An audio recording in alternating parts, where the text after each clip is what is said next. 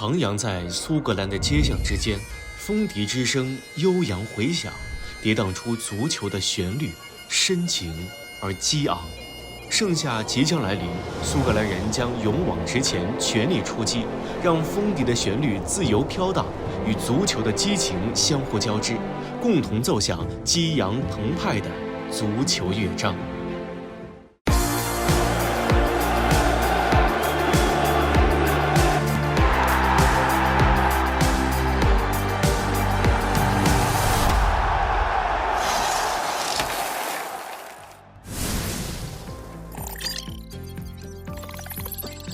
预选赛阶段，苏格兰坐镇主场击败强大的西班牙，为小组出线奠定基础。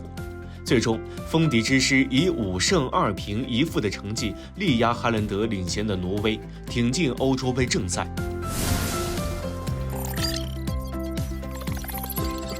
1992年，苏格兰首次踏上欧洲杯的征程，却惨遭小组赛2连败，提前出局。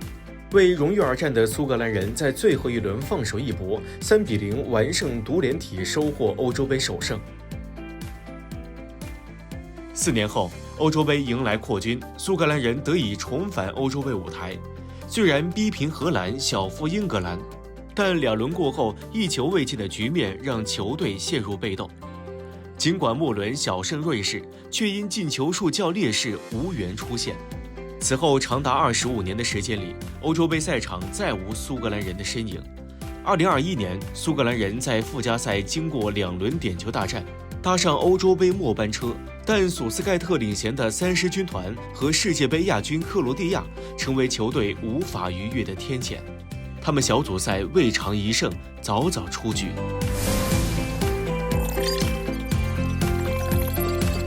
60岁的史蒂夫·克拉克是名帅穆里尼奥的得意门生。执掌苏格兰国家队以来，他凭借3-4-2-1的阵型，为风笛之师带来攻守兼备的战术风格。稳健的球风成为这支苏格兰队最为显著的标签。苏格兰球迷对克拉克寄予厚望，期待他能帮助球队实现欧洲杯小组出线的历史突破。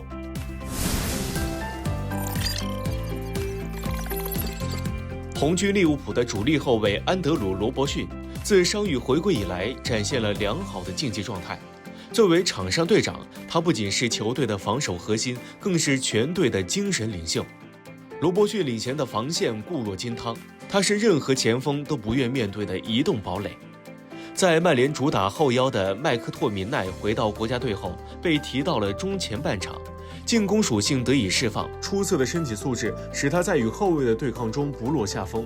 预选赛阶段，麦克托米奈狂轰7球，并送出1记助攻，荣膺苏格兰年度最佳球员。他能否将欧预赛的滚烫脚感带到欧洲杯赛场，备受期待。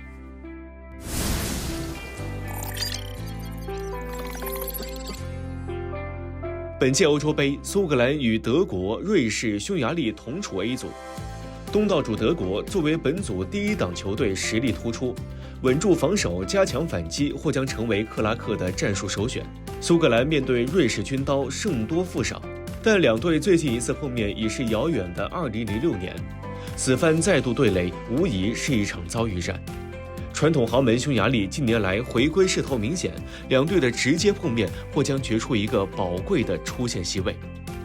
虽然风笛之师在本组实力并不突出，但渴望书写历史的苏格兰人势必全力以赴，争取小组出线的名额。